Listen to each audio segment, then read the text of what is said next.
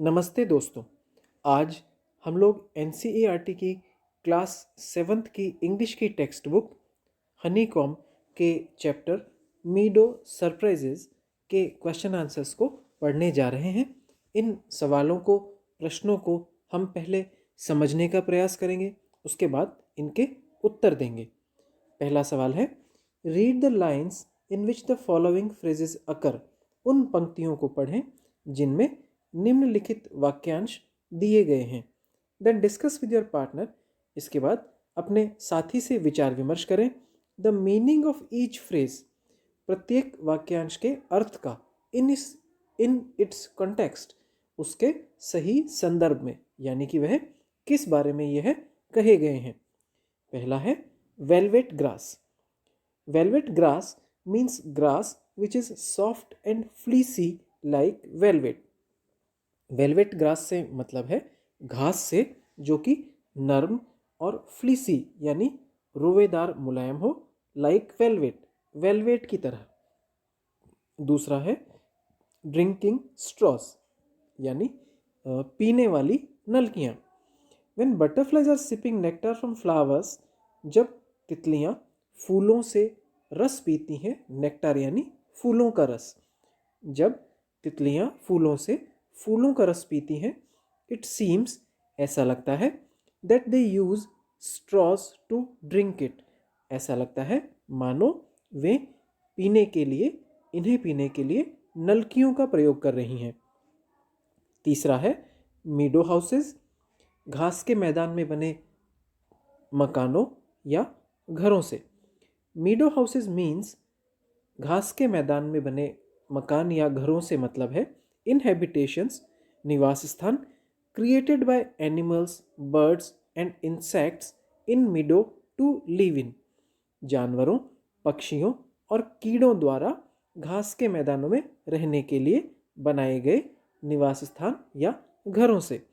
For example, उदाहरण के लिए बुरोज, बिल या सुरंगें, नेस्ट्स, घोंसले, एंड माउंट्स और टीले। फोर्थ है अमेजिंग माउंट्स, आश्चर्यजनक या अनोखे टीले। आंट अ टिनी क्रिएचर, चींटी एक नन्हा सा प्राणी, makes these mounds with so much of hard work and care, इन टीलों को बहुत ही मेहनत और सावधानी से, लगन से बनाता है। So author referred it as amazing, इसलिए लेखक ने इसे अमेजिंग, आश्चर्यजनक या अनोखा कहा है। Fuzzy head, the fuzzy head is used here for the flower of dandelion. Fuzzy head यहाँ पर डेंडेलियन के फूल के लिए प्रयोग किया गया है।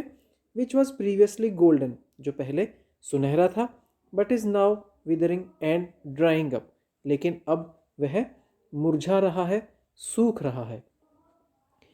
Second, which line in the poem suggests that you need a keen eye and a sharp ear to enjoy a meadow। कविता में कौन सी ऐसी लाइन है जो यह बताती है, यह सुझाव देती है कि आपको सूक्ष्म दृष्टि और तेज कानों की ज़रूरत है मीडो यानी घास के मैदानों को एंजॉय करने के लिए, उनका आनंद लेने के लिए। Read aloud the stanza that contains this line, उस छंद को या उस दोहे को बहुत ज़ोर से पढ़ें जिसमें यह लाइन है। स्टेंजा से मतलब है दोहा, छंद या कविता का वह हिस्सा जिससे मिलकर एक कविता का निर्माण होता है, एक पोएम फॉर्मेट होती है।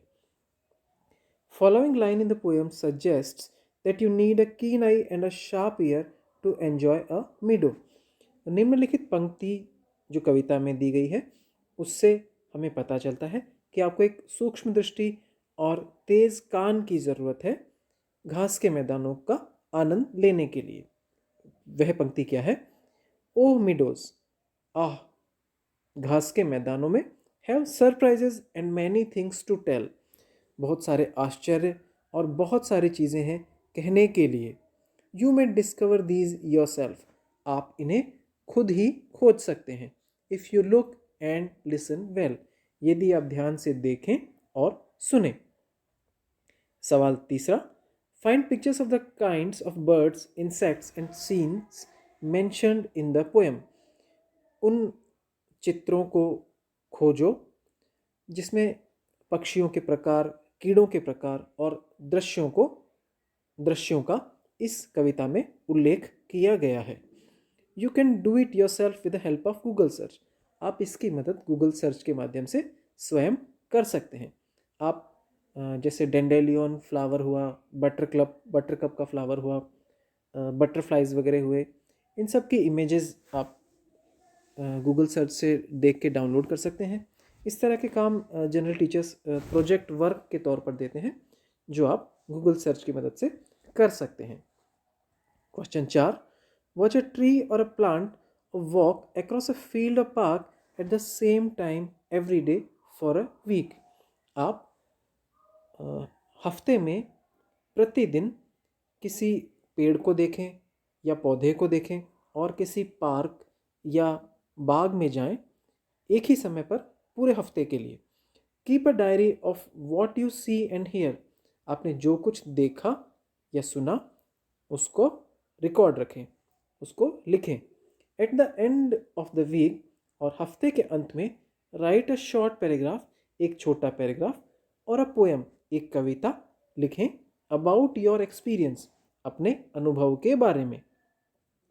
Put your writing up on the class bulletin board. और आपने जो भी लेख लिखा है या कविता लिखी है उसे अपने क्लास के बुलेटिन बोर्ड पर लिखें. इस संबंध में मैंने एक पैराग्राफ लिखा है, वो मैं आपसे शेयर करना चाहता हूँ, साझा करना चाहता हूँ. I went for a walk in the park every morning for the last week. मैं पिछले हफ्ते प्रतिदिन सुबह पार्क में टहलने गया. The weather of the park was very pleasant in the morning. Park का मौसम सुबह बहुत ही खुशनुमा था. The mind was blissed by the fresh air coming through the trees. पेड़ों से होकर जो ताज़ी हवा आ रही थी उससे मेरा दिमाग बहुत ही आनंदित हो गया. Blooming flowers looked so beautiful. खिलते हुए फूल बहुत ही सुंदर लग रहे थे. The aroma of flowers was captivating. फूलों की खुशबू कैप्टिवेटिंग यानी मन को मोहक करने वाली थी. Birds used to chirp in a very beautiful voice. पक्षी बहुत ही सुंदर स्वर में चहचहा रहे थे. Sun also adorned the beauty of park with its pink rays. सूर्य भी पार्क की सुंदरता को अपनी गुलाबी किरणों से बढ़ा रहे थे. With such a beautiful start of the day. दिन की इतनी अच्छी शुरुआत से my whole week was filled with excitement and enthusiasm. मेरा पूरा हफ्ता उत्साह और उमंग के साथ भर गया. अब इसके बाद एक कविता है, बिजी वर्ल्ड, व्यस्त संसार. Bees are buzzing, frogs are hopping. मधुमक्खियाँ भिनभिना रही हैं और मेंढक कूद रहे हैं. हॉपिंग से मतलब है एक शॉर्ट डिस्टेंस की जंप, एक कम दूरी की जो जंप होती है उसे हॉपिंग कहा जाता है. Moles are digging. मोल्स एक चूहे की तरह का मैमल प्राणी होता है, ब्राउन कलर का, और उसके स्किन पर फर होते हैं. तो कहना चाह रहे हैं लेखक कि मोल्स खोद रहे हैं. There is no stopping. यहाँ पर कोई रोक टोक नहीं है. Vines from climbing. बेलों को चढ़ने से. Grass from growing. घास को बढ़ने या उगने से. Birds from singing. पक्षियों को गाने से. Winds from blowing. हवाओं को बहने से. Birds from blooming. कलियों को खिलने से. Bees are humming. मधुमक्खियों को गुनगुनाने से. सनबीम्स डांसिंग. सूर्य की किरणें नाच रही हैं. Rain drops drumming. वर्षा की बूंदें गिर रही हैं, उनसे जो टप टप की आवाज़ आती है वो ड्रम की आवाज़ की जैसी प्रतीत होती है, तो इसलिए कहा गया है rain drops drumming. Rain drops की, वर्षा की बूंदों की टप टप की आवाज़ से. All the world is whirling. पूरा संसार घूम रहा है. वर्लिंग से मतलब है एक धुरी पर घूमना, राउंड एंड राउंड एक धुरी पर घूमना. डिजी यानी चक्कर खाना, डिजी से मतलब अ, अगर आप राउंड अराउंड घूम रहे हैं तो आप जो बैलेंस लूज करते हैं उसे डिजी कहते हैं। Summer time is very busy, गर्मियों का समय बहुत व्यस्त है। फ्रांसिस गॉर्मन रिसर, ये इसके लेखक हैं। उसके बाद एक सवाल दिया गया है, डिलीवरी डिलेड, डिलीवरी में या सामान पहुंचाने में देर क्यों हुई? इसका उत्तर भी है, the postman started moving round the trees in circles. Postman जो थे उन्होंने पेड़ के चारों तरफ गोल गोल चक्कर लगाना शुरू कर दिया। द डॉग फॉलोड हिम, कुत्ते ने उनका अनुसरण किया, उनका पीछा किया। But as he did so, लेकिन उसने जब ऐसा किया, his leash got wrapped around the tree, उसका जो पट्टा होता है, उसकी जो पट्टे की रस्सी होती है, वह पेड़ के चारों तरफ लिपट गई।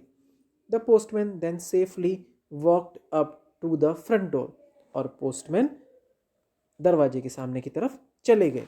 यहाँ पर वॉकड अप एक फ्रेजल वर्ब है और इसके अलग अलग कॉन्टेक्स्ट या कंसर्न के हिसाब से मीनिंग होते हैं। वॉकड अप का एक मतलब है